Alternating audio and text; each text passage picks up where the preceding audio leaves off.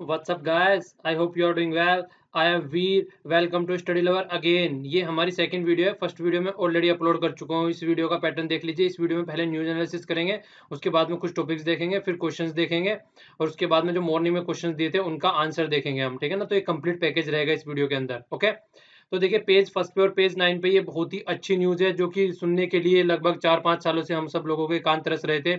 जो एक निर्भया का केस हुआ था, तो उसकी जो दोषी थे सारे, उनको फांसी की सजा को बरकरार रख दिया गया है सुप्रीम कोर्ट के द्वारा। तो बहुत ही अच्छी न्यूज है। जो इस तरीके की दुर्व्यवस्था सोसाइटी में करते हैं, मतलब जानवरों की तरह ट्रीट किया जाना चाहिए ऐसे इंसानों को। इंसान है ही नहीं है ये, किसी भी तरीके से जानवर है ये, जो इस तरीके की हरकतें करते हैं। और सबसे बुरी कंडीशन जो देखने वाली मुझे अब भी जो मतलब दिल को खटकती है वो ये है, जो जुनाइल करके जो बंदा बच गया है।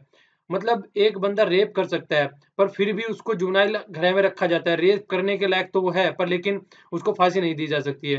देख, कहीं ना कहीं हमारे लॉ भी हमको हैंडीकैप बना देते हैं इस तरह की कंडीशन में, वरना सबसे पहले उसी बंदे को फांसी दे देनी चाहिए थी। चलिए जो भी है, कम से कम इनको तो मिली, कम से कम ये भी पार्टिसिपेट थे सब, एक तरीके से सब इक्वल पार्टिसिपेशन था सबका।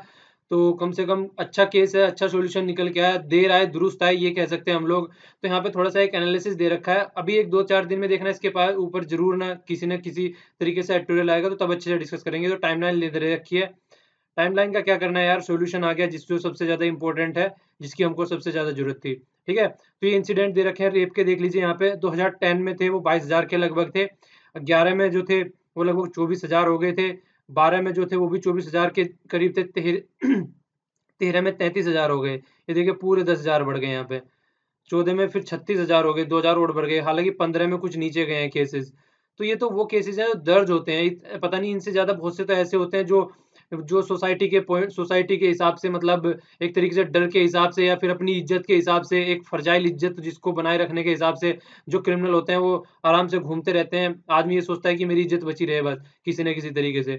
तो वो यार वो देखिए वो एक अलग चीज है। पर लेकिन इस तरीके की, अगर सबसे बड़ी बात जो मुझे इस केस की लगी और सबसे अच्छी बात वो लगी कि ये केस होने के बाद में जो लोग हैं ना वो खुल के सामने आने लगे, वो खुल के केस दर्ज कराने लगे। वरना इससे पहले तो कोई केस दर्ज ही नहीं कराता था। इतने ज्यादा केसेस होते थे और जो ये काम करते थे वो सरेआम घूमते रहते थे आराम से। तो अच्छी बात, जो सबसे अच्छी बात लगी वो ये लगी, लोगों के अंदर का जो साहस है वो बाहर निकल के आया और उन्होंने केस दर्ज कराने स्टार्ट कर दिए कम से कम। ठीक है, तो देखिए आइए अब आगे चलते हैं, कौन सा आर्टिकल डिस्कस करना है। अब ये जी सेट लॉन्च किया गया यहाँ पे, मतलब जो सैटेलाइट था, ये पहले इसको सार्क सैटेलाइट बोला जा रहा था क्योंकि इसमें साउथ एशियन जो सारी कंट्री थी छोड़ के पाकिस्तान, मतलब पाकिस्तान जब तक काउंट कर रहे थे इसमें, जब तक इसको सार्क सैटेलाइट बोला जा रहा था। पर लेकिन जब पाकिस्तान ने बोल दिया कि मैं इसमें पार्टिसिपेट नहीं करूंगा, उसके बाद में फिर ओनली इसमें 7 कंट्रियां रह गई हैं अब। ठीक है ना, पहले इसमें टोटल 8 कंट्री थी। तो 7 कंट्री कौन सी रह गई है इसमें, पहले कौन सी कंट्री थी, पहले देख लीजिए कौन सी कंट्री थी। इंडिया हो गया, यहाँ पे नहीं, वर्ल्ड वाले मैप में दिखेगा।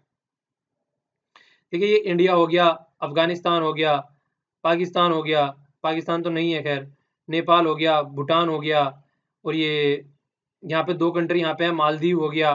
ठीक है ना, तो ये सारी कंट्री है यहाँ पे।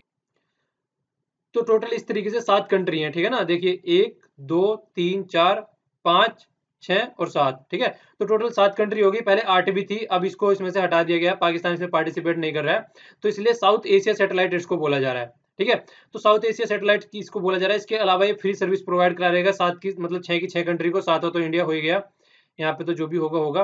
तो फ्री सर्विस प्रोवाइड कराएगा। तो फ्री सर्विस प्रोवाइड कराएगा, सर्विस में क्या रहेगा, कम्युनिकेशन सैटेलाइट भी बोला जा रहा है इसको, ऑब्जर्वेशन सैटेलाइट भी बोला जा रहा है। ऑब्जर्वेशन हम लोगों ने जब इसी वीडियो में, सेकंड वाली वीडियो में हम लोगों ने डिस्कस किया था, ऑब्जर्वेशन के पॉइंट ऑफ व्यू से कि कहाँ कहाँ पे पानी कितना है, कहाँ कहाँ पे वर्षा होने वाली है, कौन सी खेती क्या हो रही है, उस सब जैसे कहाँ पे मतलब ऑयल का एक तरीके से नीचे कहाँ पे जमीन में ऑयल है, तो जिस तरीके का ऑब्जर्वेशन करता है, तो उस वाले सैटेलाइट को ऑब्जर्वेशन सैटेलाइट बोलते हैं।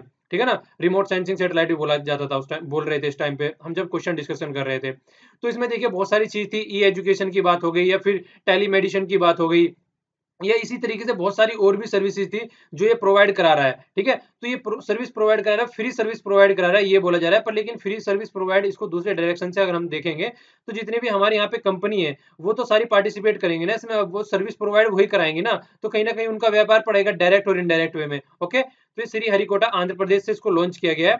तो इसको साउथ एशियन सैटेलाइट बोला गया है। अब तो कंट्री पाकिस्तान नहीं है और ये 12 साल के लिए है। ठीक है, कुछ फैक्चुअल इन्फॉर्मेशन मैंने यहाँ पे दे दी है। तो ये इसरो के द्वारा लॉन्च किया गया, वो तो पता ही है आप लोगों को। थोड़ा सा और याद रखना है, इसमें के यू बैंड यूज किया जाएगा। ठीक है ना, 12 KU बैंड, आप लोगों को ये याद रखना है, ठीक है।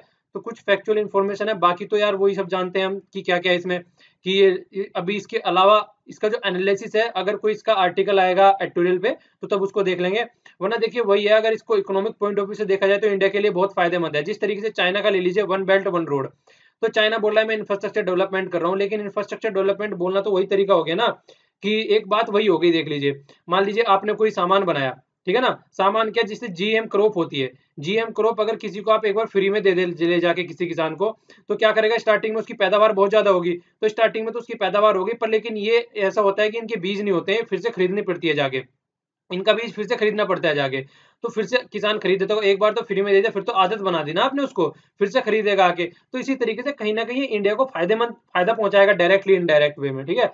तो ऐसा नहीं है कि फ्री में चीजें जा रही हैं, हो रहा है कि हाँ वो है, कोई कॉस्ट हमने दी है, पर लेकिन फ्री में हम इसको नहीं बोलेंगे, ठीक है ना।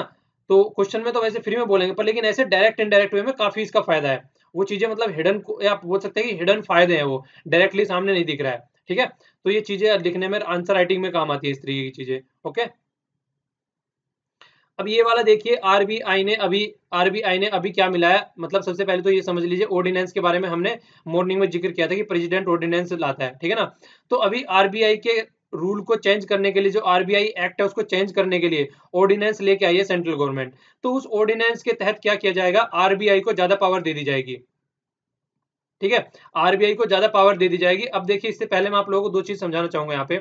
जो एनपीए होता है, जिसको बोलते हैं नॉन परफॉर्मिंग एसेट्स बोलते हैं, दो तरीके का होता है यहाँ, ठीक है ना, जिसको बैड लोन भी अगर हम लोग बोल देते हैं आगे चल के। एक तो देखिए वो आदमी होते हैं जिसको हम विलफुल डिफॉल्टर होते हैं, जो अपनी इच्छा से, जैसे कि मालवीय टाइप के आदमी ले लीजिए आप, इनको विलफुल डिफॉल्टर बोलेंगे हम।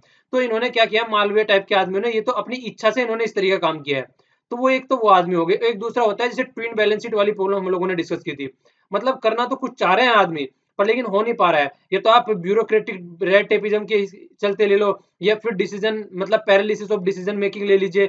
तो कुछ इस तरीके की चीजें रहती है जिसकी वजह से अगर कोई प्रोजेक्ट बनाना चाह रहे हैं, अगर मान लीजिए कोई ब्रिज बनाना चाह रहे हैं, तो उसको इंप्लीमेंट नहीं कर पा रहे हैं, मतलब वही की डिसीजन नहीं ले पा रहे हैं, फिर डर की वजह से सीबीआई हो गया, फिर वो जो फंडा हम लोगों ने पीछे आर्टिकल में पढ़ा था, तो उसकी वजह से डिसीजन नहीं ले पाते हैं। तो डिसीजन न लेना भी, मैंने जैसे डायलॉग भी आप लोगों को सुनाया था कि डिसीजन न लेना भी बहुत बड़ा डिसीजन बन चुका है आज की डेट में, जो कि हमारे गवर्नमेंट ऑफिस है। तो उसकी वजह से भी कहीं ना कहीं एनपी आता है। तो जो ये ऑर्डिनेंस लेके आए हैं, तो इस पे ये कोई इंपैक्ट नहीं डालेगा जो ऊपर वाला है। ये विलफुल डिफॉल्टर तो यार उसमें तो कोई रोक लगा ही नहीं सकता है, उसमें तो रूल और रेगुलेशन रहेंगे, वही रोक लगा पाएंगे। पर लेकिन जो ये वाला नॉन परफॉर्मिंग एसेट बन चुका है, इसको कैसे हैंडल करना है, इसके लिए ये आया है हमारा ऑर्डिनेंस। ऑर्डिनेंस करेगा वो, इसको सेटल डाउन करेगा, ये वाली कंडीशन जो है, तो इसको सेटल डाउन करेगा। जो बैंकिंग रेगुलेशन जो एक्ट है 1949, जो इसमें ऑर्डिनेंस लेके आया, तो इसको किस तरीके से कंट्रोल किया जाएगा उस पर ये फोकस किया जाएगा। तो इसके लिए आरबीआई को ज्यादा पावर दे दी गई है। पहले क्या था कि हर एक बैंक था वो अपना अपना एनपीए देखा करता था कि किस तरीके से उसे अपना एनपीए सॉर्ट आउट करना है, ठीक है। पर लेकिन आज की डेट में इस अमेंडमेंट के तहत आरबीआई के हाथ में भी पावर रहेगी कि पर्टिकुलर बैंक पे भी जाके आरबीआई पूछ सकता है कि तेरे क्या हालचाल चल रहे हैं भाई साहब, ये क्या कर रहे हो, थोड़ा सुधारो कंडीशन को, ठीक है। तो आरबीआई इंटरफेयर कर सकता है, पहले बोला गया था, हालांकि कुछ क्रिटिसिज्म भी किया गया है इस आर्टिकल का, इसका, कि इस एक्ट ऑर्डिनेंस का। ये बोला जा रहा है कि देखिए आरबीआई अगर इतनी छोटी छोटी सी चीज जाके, बिल्कुल इंटरनल चीजें जाके चेक करेगा, तो आरबीआई का वो काम तो हो ही नहीं जो आरबीआई का असली काम होना चाहिए। तो बैंक के इंटरनल मैटर है, ये तो बैंकों को अपने आप देखने चाहिए। पर लेकिन कंडीशन इतनी ज्यादा बड़ी बन चुकी है, ये देखें यहाँ पे 14 लाख करोड़ आज की डेट में कंडीशन इतनी ज्यादा हो चुकी है, जो स्ट्रेस एसिड्स है बहुत ही ज्यादा एनपीओ हो चुका है। तो ये इसको यार एक तरीके से सॉर्ट आउट तो करना पड़ेगा, तो इस तरीके के डिसीजन लेने ही लेने पड़ेंगे, ठीक है। तो ये बात यहाँ पे बोली गई है आर्टिकल में। ऊपर तो फिर वही सारी चीजें डिस्कस की गई है यहाँ पे कि उसको पावर दे दी गई है आरबीआई को, बस यही है जो फंडा ये है कि ये भी हम लोगों ने देख लिया है। तो फंडा यही है कि किस तरीके से नीचे वाले को सेटल डाउन करना है, और किस तरीके से जो इतना सारा ये एनपीए बन चुका है उसको किस तरीके से कम करना है। तो पूरा जो है उसके ऊपर ये ऑर्डिनेंस निकल के आया है, ठीक है। इससे रिलेटेड मैंने क्वेश्चन भी पूछा था मॉर्निंग में ऑर्डिनेंस वगैरह से रिलेटेड, तो उसका नीचे आंसर दूंगा अभी लास्ट में वीडियो के, ओके। आइए अब आगे चलते हैं। आगे देखिए, फिर ये पेज तो आज मैं बताना ही भूल गया, ये केस के चक्कर में, ये फर्स्ट और सेकंड पे है जो निर्भया वाला केस था। ये सेकंड, ये पेज 1 और पेज 8 पे है, जो ये जी सेट, जो जी सेट 9 हम लोगों ने छोड़ा है, ठीक है ना, जिसे एशियन साउथ एशियन सैटेलाइट भी बोला गया है। और ये पेज 1 और 11 पे है जो आरबीआई वाला और एनपीए वाला इशू है, ओके। अब आइए आगे चलते हैं।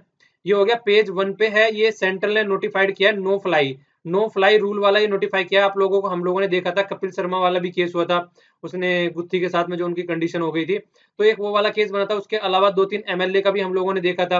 तो कई सारे ऐसे केस निकल के आए थे कि जो स्टाफ है, जो जो कोई भी मतलब एयरलाइन से जो उसका स्टाफ है, तो उसके साथ में बदतमीजी की जाती है। तो अब उनको पावर दे दी गई है, 3 लेवल का वो बैन लगा सकते हैं, ठीक है ना। इस 3 लेवल के बैन में क्या क्या है, जो फर्स्ट जो मतलब टोटल बैन लगा सकते हैं, ये क्या दे दिया गया है यहाँ पे, 3 मंथ टू लाइफ टाइम तक ये बैन लगा सकते हैं। मतलब 3 मंथ तो मिनिमम है और लाइफ टाइम का फिर लगा सकते हैं उन पे। तो 3 कंडीशन यहाँ पे दी गई है। तो पहला तो फिजिकल जेस्चर, अगर कोई नॉर्मल छोटी बहुत बदतमीजी कर रही है तो उसके हिसाब से अगर उसका बिहेवियर लग रहा है कि इस तरह कंडीशन कर रहा है तो 3 महीने का लगा सकते हैं। फिर 6 मंथ का, अगर कोई ज्यादा एब्यूजिव हो रहा है, आज ज्यादा थोड़ा सा लात वगैरह मार दिया या सेक्सुअल हरासमेंट काइंड ऑफ चीजें कर रहा है, तो गाली वगैरह बहुत ज्यादा बदतमीजी पे उतरा है, मतलब इससे थोड़ा सा इंप्रूव वर्जन, तो ये आ जाएगा। और थर्ड वर्जन पे तो मतलब कोई लाइफ थ्रेटनिंग चीजें हो गई, मतलब एक तरीके से एयरक्राफ्ट को ही नुकसान पहुंचाने की कंडीशन में आ गया, कुछ इस तरीके की ज्यादा सिचुएशन खराब हो गई, तो तब लाइफ टाइम बैन लगेगा, ठीक है ना। तो इस तरीके से ये बैन की 3 चीजें बना दी है। और इसके अलावा भी अगर नेशनल सिक्योरिटी को कोई थ्रेट पहुंचा रहा है, ठीक है ना, तो उसमें भी अलग कंडीशन है। फिर प्रपोज किया गया है कि नेशनल नो फ्लाई लिस्ट, तो फिर उसको मतलब एक तरीके से खत्म ही कर देना है कि कभी उड़ाए, कभी बंदे को अलाउ ही नहीं करना है। तो देखिए वही कंडीशन हो जाएगी फिर, अगर किसी पे इस तरीके का बैन लग गया लाइफ टाइम वाला, फिर तो यार अगर कहीं जाना है बंदे को, फिर तो बस नाव के थ्रू जाएगा तैर के, ठीक है। हालांकि जब यहाँ पे अलाउ नहीं करेंगे तो वहां पे कैसे अलाउ कर देंगे, वहां पे भी बैन नहीं करेंगे। चलिए जो भी है अच्छा है, इस तरीके की रिस्ट्रिक्शन होनी चाहिए, कम से कम आदमी अपनी औकात में रहेगा, अपनी हैसियत में रहेगा। अरे इतना यार एक पब्लिक प्लेस पे ये कई बुरी कंडीशन लगती है, ये कम से कम इस तरीके की सिचुएशन थोड़ी ना होनी चाहिए। चलिए फिर आगे चलते हैं। पेज 4 पे न्यूज है, देखिए ये एक फेस्टिवल है जो सेलिब्रेट किया जाता है केरला में, इसको बोलते हैं थ्रीसूर पूरम, ठीक है ना। तो इस वाले इसका नाम याद रखना है आपको, केरला में सेलिब्रेट किया जा सकता है। थोड़ा सा इसलिए भी न्यूज में आ गया है क्योंकि इसमें जो पंडाल लगाया गया था उसने वर्ल्ड रिकॉर्ड सेट कर दिया गया है। तो 110 फीट लंबा मतलब ये फाइबर का पंडाल यहाँ पे लगाया गया है, तो इसकी वजह से गिनीज वर्ल्ड बुक रिकॉर्ड में इसका नाम आ गया है। तो इसलिए भी थोड़ा एक न्यूज में आ गया। तो फेस्टिवल का नाम याद रखिएगा, सेलिब्रेट कहाँ पे किया जाता है। ये थोड़ी सी यहाँ पे पिक्चर दे रखी है सेलिब्रेशन का, ओके, तो नाम याद रखिएगा बस फेस्टिवल का। पेज 5 पे ये न्यूज है, देखिए ये जो ऑर्फन जो चिल्ड्रन होते हैं, अनाथ जो बच्चे होते हैं, उनके लिए डेटाबेस सेट करने के लिए बोला है सुप्रीम कोर्ट ने। देखिए क्यों बोला है इस तरीके का, क्योंकि एक बिल दायर की गई थी 2007 में, तो वहां पे क्या देखा गया था, बहुत सारी ऐसी एनजीओ हैं और गवर्नमेंट इंस्टीट्यूशन भी हैं जो कि सेक्सुअल एब्यूज कर रही थी इन बच्चों के साथ में, ठीक है ना।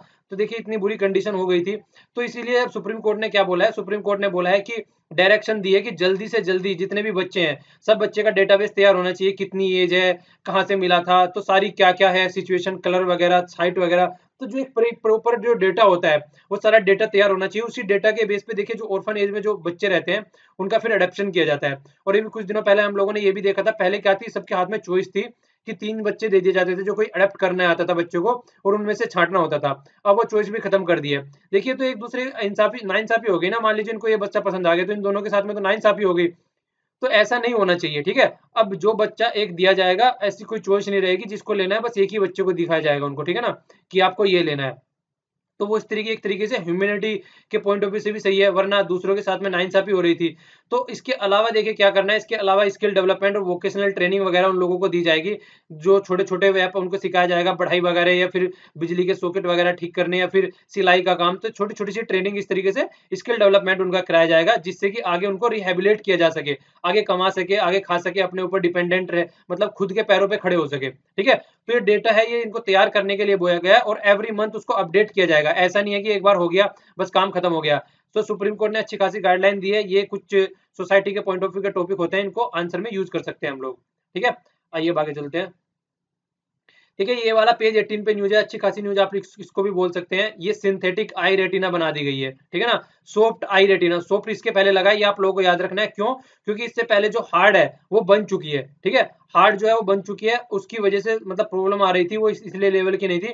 पर लेकिन जब अब ये बनाई गई है, जो आई की रेटिना होती है, ये देखिए बहुत ज्यादा फायदा होने वाला है इससे आने वाले टाइम में। हम एक एक करा के बहुत सारे अपने ऑर्गन बनाते जा रहे हैं, तो इससे आने वाले टाइम में मान लीजिए किसी की आंखों में दिक्कत आ गई, वो देख नहीं पा रहा है जिंदगी भर के लिए, तो इस तरीके की सिचुएशन थी, कम से कम उनकी आंखों में भी रोशनी रहेगी, वो भी एक इस हसीन दुनिया को देख पाएंगे, मतलब एक अच्छी लाइफ एंजॉय में अच्छी लाइफ को एंजॉय कर पाएंगे। तो इस तरीके का ये डेवलपमेंट किया गया है, ऑक्सफोर्ड यूनिवर्सिटी के द्वारा किया गया है। तो देखिए अगर इस तरीके की डेवलपमेंट हो रहा है तो ये आने वाले टाइम में बहुत ही अच्छा रहेगा। और लगभग नेचुरल प्रोसेस, जिस तरीके से नेचुरल जो हमारी आई है उसी तरीके से लगभग ये वर्क करेगी। इससे पहले जो हार्ड वाला था, ये यहाँ पे लिखा हुआ है, जो पहले हार्ड मटेरियल यूज किया जाता था उसकी वजह से प्रॉब्लम आती है, पर लेकिन जो अब इसको लेकर यूज किया जा रहा है, अब आई की कंडीशन, अब सारी चीजें ढंग से इसमें हो पाएगी। ठीक है ना। ये देखिए सिंथेटिक मैग्नेटिक मतलब जनरेट करेंगे इलेक्ट्रिक सिग्नल, जिस तरीके से हमारी आई वर्क करती है बिल्कुल उसी तरीके से वर्क करेगा। ठीक है, तो कहने का मतलब ये है। तो ये एक बहुत ही अच्छी न्यूज है, इसको भी आप लोग मतलब बोला जा सकता है सिंथेटिक आई रेटिना क्या किस तरीके से, पहले हार्ड था सॉफ्ट मटेरियल यूज किया जा रहा है, या ये बोला जा सकता है कि पहली बार इसको बनाया गया है, पहले ऐसी कुछ नहीं थी, तो पहले थी हार्ड मटेरियल में थी पर लेकिन अब सॉफ्ट में आई है। तो थोड़ा याद रखिएगा इसके बारे में। ओके, इसके तहत क्या कौन सा ये सही दे रखा है नीचे, तो देखिए प्रधानमंत्री ग्रामीण सड़क योजना, तो ग्रामीण सड़क में किस लिए, ग्राम में सड़क किस लिए बनाई जाएगी, नॉर्मल सी बात वही है, किसी न किसी तरीके से उसको बाहर से सिटी से या फिर टाउन से कनेक्ट करने के लिए। तो यहाँ पे ऑप्शन क्या दे रखा है, first every village in the country is to linked with the major town. तो अगर मेजर टाउन के साथ में जुड़ रहा है तो उससे कई सारे फायदे हो सकते हैं। देखिए अगर कोई आदमी बाहर जाके रहता है, नॉर्मली क्या होता है, मान लीजिए आप आसपास में रहने वाले हैं, मतलब दिल्ली में आप रहते हैं, पर लेकिन दिल्ली के पास में ही लगभग 50-60 या 100 किलोमीटर तक आपका कोई गांव है। अगर आपके गांव तक जाने का सीधा रास्ता एक अच्छी रोड है, तो कोई भी आदमी दिल्ली में आके नहीं रहेगा, सीधा काम करके अपने घर जाने की सोचेगा। ठीक है, जाता किसी लिए आदमी, जाता किसी लिए नहीं है अपने घर, वो इसीलिए नहीं जाता क्योंकि फैसिलिटी अवेलेबल नहीं है। किसी भी तरीके से अगर अच्छी फैसिलिटी अवेलेबल हो तो कौन चाहेगा यार दिल्ली में जाके रहना है, उस तरीके से किसी अपने घर रहना, सब अपने फैमिली के साथ में रहना पसंद करेंगे। ठीक है, तो ये किस लिए है, जो मेन पर्पज है वो फर्स्ट है, आप लोगों को याद रखना है इसका। देखिए ये सेकंड क्वेश्चन है, स्पेशल इकोनॉमिक जोन, ये मैं कई बार आप लोगों को डिस्कस भी कर चुका हूँ, वीडियो को पॉज करके आंसर देना है आप लोगों को। ठीक है ना, तो किस लिए है आप लोगों को पता चल गया होगा, बहुत बार डिस्कस कर चुका हूँ इसको। तो अगर आप लोगों ने वो लेक्चर मेरे ढंग से सुना जिस मैंने समझाया था आप लोगों को, तो ये आंसर बहुत आराम से दे देंगे आप। मैंने क्या बोला था, एक मिनट यहाँ पे समझ लीजिए, यहाँ पे क्या, यहीं पे समझिए, पूरी कंट्री कंट्री में जब समझ में आएगा। ये इंडिया है, इंडिया में हमने दिल्ली में अपना SCZ बना दिया, तो दिल्ली में जो SCZ बना दिया इसको बोला है स्पेशल इकोनॉमिक जोन। तो दिल्ली में जैसे स्पेशल इकोनॉमिक जोन हम लोगों ने बना दिया, तो दिल्ली से अगर दिल्ली वाले एरिया से बाहर भी हम कहीं जा रहे हैं, आसपास वाले एरिया में जा रहे हैं, यूपी में जा रहे हैं या फिर MP में जा रहे हैं या फिर गुजरात में जा रहे हैं, तो वहां से बाहर भी ऐसे लगेगा जैसे कि दूसरी कंट्री में जा रहे हैं। यहाँ के रूल और रेगुलेशन सब बिल्कुल डिफरेंट रहेंगे। यहाँ पे चाइना में जो बनाया जाता है बिल्कुल ऐसे हैं, बहुत बड़े बड़े हैं चाइना में ऐसे जोन। तो यहाँ पे 24 आवर यहाँ पे वर्किंग रहेगा, ऐसा कुछ नहीं यहाँ पे रात, ये बोला जाता है कि स्पेशल इकोनॉमिक जोन में रात होती नहीं है। तो इस तरीके से वर्क किया जाता है उसके अंदर, तो बहुत ही ज्यादा डेडिकेटेडली वर्क किया जाता है। पॉलिसीज वगैरह जो टैक्स पॉलिसी है वो सारी डिफरेंट होती है वहाँ पे। तो एक जोन रहता है एक कंट्री के अंदर जो कि एक्सपोर्टिंग यूनिट का काम करता है। अगर यहाँ से बाहर भी कोई प्रोडक्ट बेचा जा रहा है तो वो ऐसे ही जाएगा जैसे मान ले वर्ल्ड में दूसरी कंट्री में जा रहा है, तो इस तरीके से यहाँ से एक्सपोर्ट किया जाएगा। तो उस वाला एक जोन को बोलते हैं स्पेशल इकोनॉमिक जोन। तो आप लोगों को याद रखना है, अगर आप लोगों को ये कॉन्सेप्ट याद है जो मैंने बताया था उस टाइम पे, तो आप लोग इस क्वेश्चन को बड़े आराम से करके ले जाओगे। देखिए लिखा हुआ है स्टार्टिंग में, act as the export processing zone to promote the export. ठीक है ना, तो स्टार्टिंग वाला ही इसका आंसर हो गया। अगर आप लोगों को कॉन्सेप्ट पता था तो आराम से आगे पढ़ने की कोई जरूरत ही नहीं पड़ेगी। ठीक है, अब ये वाला क्वेश्चन है, इस तरीके क्वेश्चन भी कई बार आ जाते हैं। यहाँ पे बोला है which of the following not a trade barrier, trade barrier कौन सा नहीं है। तो ट्रेड बैरियर है, थोड़े थोड़े इकोनॉमिक्स से कॉन्सेप्ट है हल्के हल्के से। तो देखिए इंपोर्ट टैरिफ, स्टार्टिंग में टैरिफ आ गया तो टैक्स लगाना इंपोर्ट के ऊपर, तो सीधी सी बात है ट्रेड बैरियर हो गया। अगर कोई कंट्री किसी के ऊपर टैक्स लगाएगी तो ट्रेड बैरियर की कंडीशन में आ जाएगा। दूसरा इंपोर्ट कोटा, ये एक तरीके से छूट देनी होती है। ठीक है ना, उसमें यहाँ तो टैक्स लगा देते हैं, यहाँ छूट दे देते हैं। ठीक है, तो ये भी अगर किसी पर्टिकुलर प्रोडक्ट को छूट दे रहे हैं और आधों को नहीं दे रहे हैं तो ये भी एक तरीके से बैरियर हो गया। अपने वाले प्रोडक्ट को छूट दे रहे हैं, दूसरों को दे नहीं रहे हैं, तो एक तरीके से बैरियर ही हो गया ना। सब्सिडीज, ये भी एक तरीके से बैरियर होती है। मान लीजिए यहाँ पे हमारी कोई कंपनी है, कोई प्रोडक्ट बना रही है, हमने उसको सब्सिडी दे दी बनाने के लिए, तो वो क्या करेगी, अपना प्रोडक्ट मार्केट में सस्ता बेचेगी। अगर बाहर से कोई प्रोडक्ट आ रहा है वो मार्केट में महंगा बिकेगा। तो इस तरीके से ये भी एक तरीके का बैरियर हो गया। पर लेकिन जो वर्ल्ड ट्रेड ऑर्गेनाइजेशन है उसके एग्रीमेंट क्या रहते हैं, वो इस तरीके से वर्क करती है कि कोई भी ट्रेड एग्रीमेंट है एक तरीके से यूनिफॉर्मिटी लाने की कोशिश करता है। वर्ल्ड ट्रेड ऑर्गेनाइजेशन का नाम से ही देख लीजिए, वर्ल्ड में ट्रेड किस तरीके से आसान हो, ये इसका काम होता है वर्ल्ड ट्रेड ऑर्गेनाइजेशन का, तो उसके ऊपर वर्क करती है। तो सबसे बड़ा वर्क इसका यही रहता है, तो किस तरीके से यूनिफॉर्मिटी लानी है और किस तरीके से ग्लोबलाइजेशन बढ़ाना है अच्छे लेवल पे, कि आराम से जो सामान है इधर से उधर पहुंच सके और उधर से इधर पहुंच सके। तो ये इसका वर्क होता है। तो ये ट्रेड बैरियर नहीं है, ट्रेड को आसान बनाने के लिए काम किया जाता है इसका। ठीक है, तो इसका आंसर हो गया ये। ठीक है ना, अब देखिए which of the following can be the, मतलब कौन सा एप्लीकेशन है nano technology in the agriculture, agriculture में जो नैनो टेक्नोलॉजी यूज की जाती है कौन कौन से उसके एप्लीकेशन है यहाँ पे। तो सबसे पहले क्या बोला जा रहा है, डिलीवरिंग द फर्टिलाइजर, जो फर्टिलाइजर होता है या फिर पेस्टिसाइड्स होता है प्लांट ग्रोथ के लिए, हार्मोन्स के लिए, इस तरीके का। हमने देखिए अभी एक पीछे से क्वेश्चन याद जिक्र किया, अगर आप लोग डेली लेक्चर सुन रहे हैं तो पता होगा हम लोगों ने देखा था, उसमें पूछा गया था कि कौन सा मतलब नहीं है इसमें, इस तरीके का क्वेश्चन था वो, ठीक है। तो यहाँ पे क्या है, नैनो टेक्नोलॉजी का इनके द्वारा यूज किया जाता है, बिल्कुल किया जाता है यार, इस तरीके से फर्टिलाइजर प्रोवाइड कराने में या पेस्टिसाइड में या फिर प्लांट की ग्रोथ करने में, हार्मोन्स बढ़ाने में, तो इसका यूज किया जाता है, ठीक है। मॉनिटरिंग ऑफ द सोइल की कंडीशन या पैथोजन या फिर क्रॉप ग्रोथ, तो ये भी दोनों बात सही होगी। तो नैनो टेक्नोलॉजी का यूज हमेशा ऐसी ऐसी चीजों में किया जाता है, ठीक है। तो इसको याद रखिएगा, ओके। तो इसके क्या हो गया आंसर, दोनों आंसर हो गए इसके।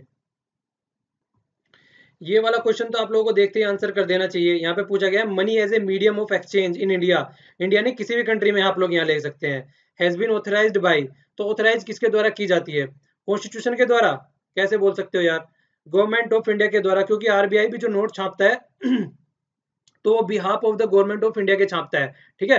तो गवर्नमेंट ऑफ इंडिया का वर्क होता है यहाँ पे, गवर्नमेंट ऑफ इंडिया के द्वारा वर्क किया जाता है, उसके बेस पे यहाँ पे चीजें होती हैं। तो आरबीआई को भी देखा होगा आपने, behalf of the government of India के छापता है।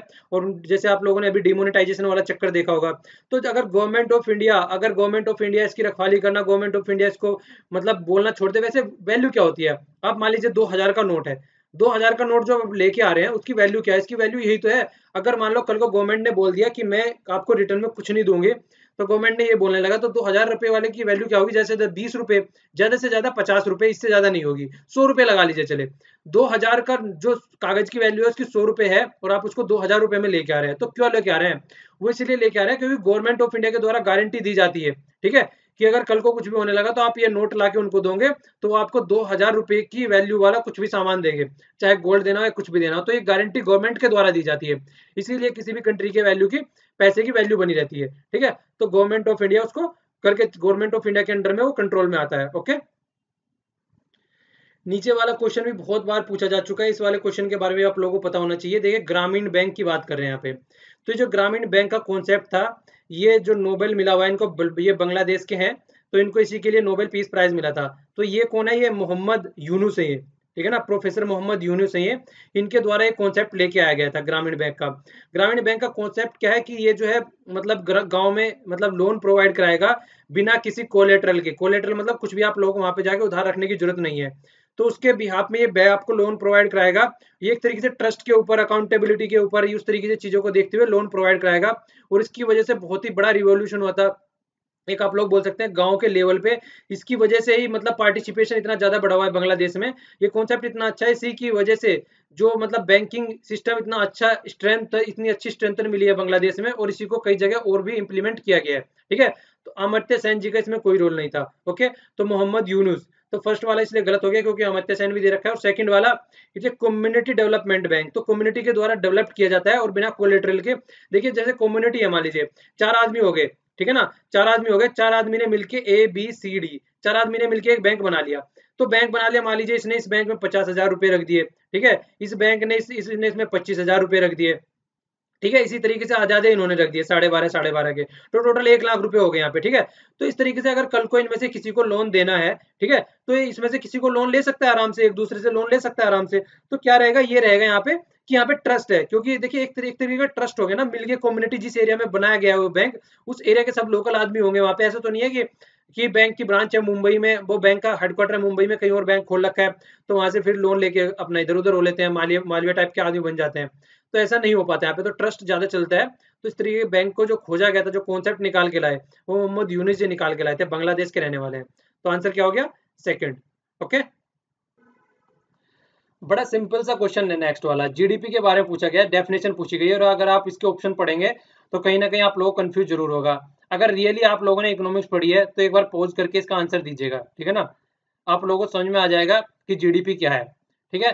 देखिए आंसर दीजिएगा पक्का, इस कम से कम इस क्वेश्चन का जरूर आंसर देने की कोशिश कीजिएगा, ठीक है। तो अब मैं आप लोगों को समझाता हूँ। देखिए फर्स्ट में क्या बोला गया है, total value tradable goods produce in a year, तो ये बोला गया है, क्या ये जीडीपी है, नहीं है भैया, ये जीडीपी नहीं है। क्यों, क्योंकि यहाँ पे गुड्स की बात की गई है, जीडीपी में सर्विसेज भी आती है, पहला गलत हो गया।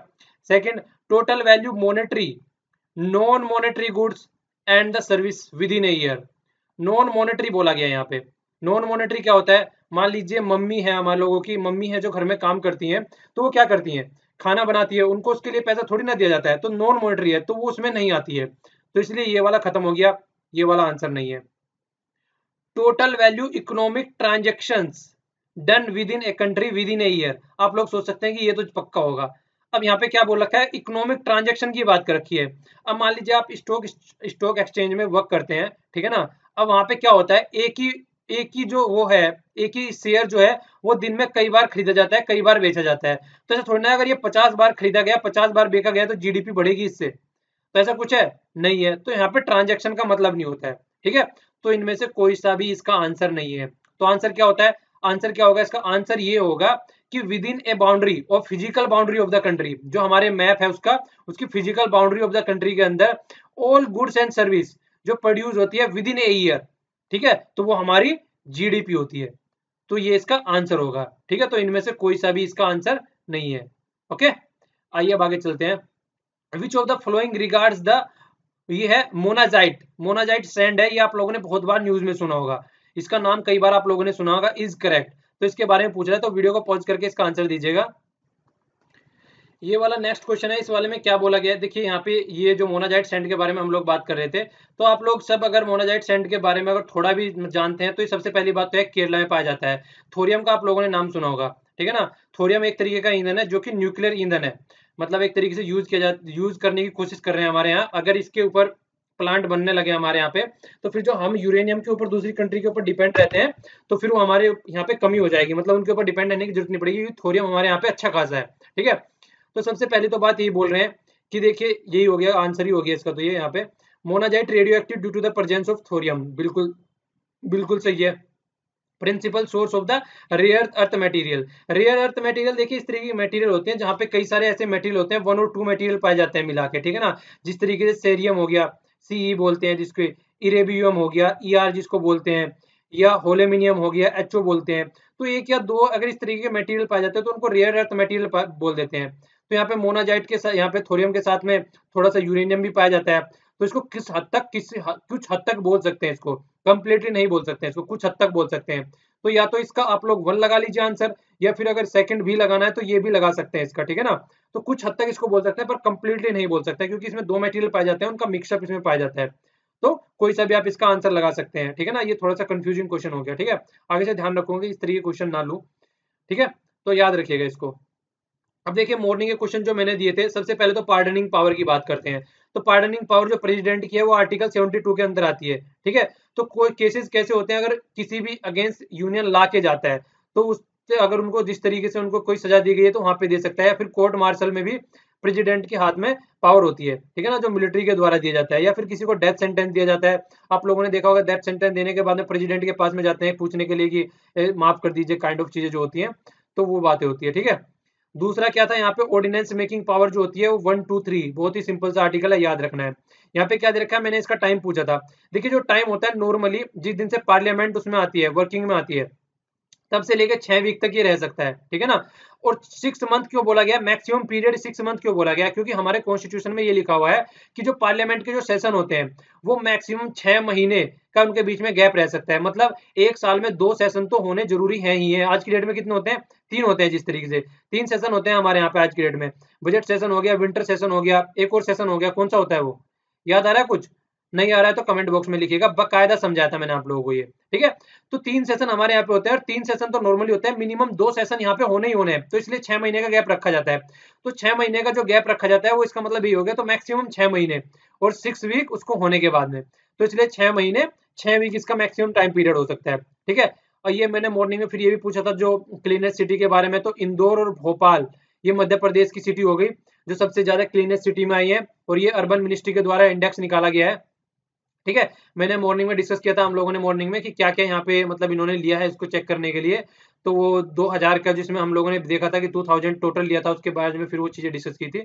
तो मॉर्निंग का लेक्चर देख लीजिएगा। 30th सिटी यहाँ पे गोंडा आई थी, और 10 जो थी, जो 10 क्लीनेस्ट सिटी वहाँ पे हम लोगों ने देखा था इंदौर, भोपाल, विशाखापट्टनम, सूरत, मैसूर, तो ये सब हम लोगों ने देखा था। गुजरात में मैक्सिमम सिटी थी 12, इसके बाद में जो थी मध्य प्रदेश में थी 11, मध्य प्रदेश में 11 थी, और फिर तमिलनाडु में और तेलंगाना में, तो ये हम लोगों ने जिक्र किया था, ठीक है ना। फिर मैंने ये आप लोगों के बारे में सरफाइसी एक्ट के बारे में पूछा था, securitisation reconstruction of physical assets and enforcement of security interest act 2002 में आया था ये, मतलब नाम भी रखते हुए पता नहीं क्या सोचा गया था। तो ये एक्ट आया था कि चीजों को सेटल डाउन किया जा सके, जो बैंक का नॉन परफॉर्मिंग एसेट बन जाता है उसका सोल्यूशन निकाला जा सके, ठीक है। तो आज इसके लिए इतना ही। Thanks a lot for listening. जय हिंद।